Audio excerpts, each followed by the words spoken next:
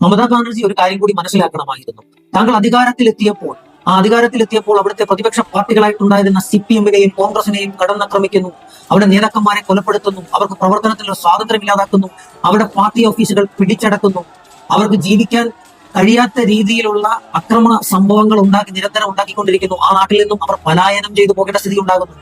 ഇപ്പോൾ നിങ്ങളുടെ സ്ഥിതിയും മറിച്ചല്ലല്ലോ. കാരണം എന്താണ്? ഇപ്പോൾ തൃണമൂൽ കോൺഗ്രസുകാരെ തെരഞ്ഞു പിടിച്ച് BJP ആക്രമിച്ചുകൊണ്ടിരിക്കുകയാണ്. അതിൻ്റെ അകത്തൊരു വിരോധാഭാസം കൂടി ഉണ്ട് കേട്ടോ. മുസ്ലിം സമുദായത്തെയും അവർ കടന്നാക്രമിച്ചുകൊണ്ടിരിക്കുകയാണ്. ജനാധിപത്യ വിരുദ്ധമായിട്ടുള്ള കാര്യങ്ങൾ ചെയ്യുന്ന ഒരു സർക്കാരിന്റെ തുടക്കം എന്നുള്ള നിലയ്ക്കും വളരെ ഭീഷണി ഉയർത്തിക്കൊണ്ടാണ് ഇപ്പോൾ ബംഗാളിലെ സ്ഥിതിവിശേഷങ്ങൾ നടന്നുകൊണ്ടിരിക്കുന്നത്. നമ്മുടെ പ്രധാനമന്ത്രി നരേന്ദ്രമോദിയെ ഡൊണാൾഡ് ട്രംപ് വരെ വിളിച്ച് അഭിനന്ദിക്കുകയാണ് ബംഗാളിലെ വിജയത്തിന്. കാരണം രണ്ടുപേരും ജനാധിപത്യ വിരുദ്ധത്തിലൂടെ കടന്നു പോകുന്ന ആളുകളും അതേ ആശയങ്ങളിലൂടെ കടന്നു പോകുന്ന ആളുകളും അതേപോലെ തന്നെ എത്രത്തോളം ജനങ്ങളെ ബുദ്ധിമുട്ടിക്കാം എന്നുള്ളത് അമേരിക്കയിൽ അദ്ദേഹം ചെയ്തുകൊണ്ടിരിക്കുന്ന കാര്യങ്ങൾ തന്നെയാണ് നമ്മുടെ നാട്ടിൽ നരേന്ദ്രമോദിയും ചെയ്തുകൊണ്ടിരിക്കുന്നത്. യാതൊരു വ്യത്യാസവുമില്ല. മമതാ ബാനർജി കൊടുത്താൽ കൊല്ലത്തും കിട്ടും എന്ന് പറയുന്ന പഴഞ്ചൊല്ല് ഇപ്പോൾ യാഥാർത്ഥ്യമായിരിക്കുകയാണ്.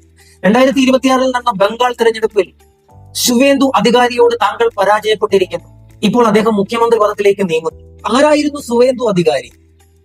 തൃണമൂൽ കോൺഗ്രസിന്റെ ഒരു സ്ഥാപക നേതാവായിരുന്നു. മമതാ ബാനർജിയുടെ മന്ത്രിസഭയിലെ സ്ഥിര സാന്നിധ്യമായിരുന്നു. 2020 ഒരു കോഴ വിവാദവുമായി ബന്ധപ്പെട്ട് അദ്ദേഹം 2020 മന്ത്രിസഭയിൽ നിന്നും പുറത്താകുന്നു. ഇതിന് കാരണം എന്താണ്? BJP-യുടെ യൂട്യൂബ് ചാനലിൽ അദ്ദേഹം കോഴ വാങ്ങുന്ന രംഗങ്ങൾ പ്രചരിച്ചിരുന്നു ബംഗാളിലാകെ, അല്ലെങ്കിൽ ദേശീയ മാധ്യമങ്ങളിലാകെ. അതിന്റെ ഭാഗമായിട്ട് അദ്ദേഹം രാജിവെച്ച് മന്ത്രിസഭയിൽ നിന്നും പുറത്താക്കപ്പെടുന്നു. അതിനുശേഷം എന്താണ് നടന്നത്? ശുവേന്ദു അധികാരി BJP-യിലേക്ക് എത്തുന്നു, BJP-യുടെ നേതാവായിട്ട് വളരുന്നു. 2026 ഭവാനിപ്പൂരിൽ നിന്നും ശുവേന്ദു അധികാരി മമതാ ബാനർജിക്കെതിരെ മത്സരിക്കുന്നു. ആ മത്സരത്തിൽ മമതാ ബാനർജിയെ പരാജയപ്പെടുത്തുന്നു. ഇപ്പോൾ മുഖ്യമന്ത്രി പദത്തിലേക്ക് എത്തുന്നു. ഞാൻ ആദ്യം പറഞ്ഞ ഒരു കാര്യമുണ്ട്. ഈ ശുവേന്ദു അധികാരി കോഴ വാങ്ങിക്കൊണ്ട് ആ വീഡിയോ പ്രചരിപ്പിച്ചത് BJP-യുടെ യൂട്യൂബ് ചാനൽ വഴിയാണ്. ഇദ്ദേഹം BJP-യിൽ എത്തിയതിനു ശേഷം ആ യൂട്യൂബ് ചാനൽ ആ വീഡിയോ ഡിലീറ്റ് ചെയ്യുകയും ചെയ്തു. കാരണം അദ്ദേഹത്തെ മാന്യനാക്കി പ്രഖ്യാപിക്കുകയും ചെയ്തു. പക്ഷെ ഒരു കാര്യം കൂടി മനസ്സിലാക്കാതെ പോകരുത്. BJP ഇപ്പോൾ അവിടെ നടത്തിക്കൊണ്ടിരിക്കുന്ന നരവേട്ട, അതായത് പ്രതിപക്ഷ പാർട്ടികൾ ആയിക്കോട്ടെ, അവർ തെരഞ്ഞെടുപ്പിൽ പരാജയപ്പെട്ടോട്ടെ, പക്ഷെ ജനാധിപത്യപരമായിട്ട് ചിന്തിക്കുമ്പോൾ ആ അക്രമത്തെ ഒന്നും തന്നെയും നമുക്ക് ന്യായീകരിക്കാൻ പറ്റുന്നതല്ല. മുസ്ലിങ്ങളുടെ കട തെരഞ്ഞു പിടിച്ച് ആക്രമിക്കുന്നു, അതേപോലെ തന്നെ തൃണമൂൽ കോൺഗ്രസുകാരുടെ വീടുകളും പാർട്ടി ഓഫീസുകളും ആക്രമിക്കുന്നു. ഇത് ജനാധിപത്യ വിരുദ്ധമായിട്ടുള്ള രീതിയിലാണ് പോകുന്നത്.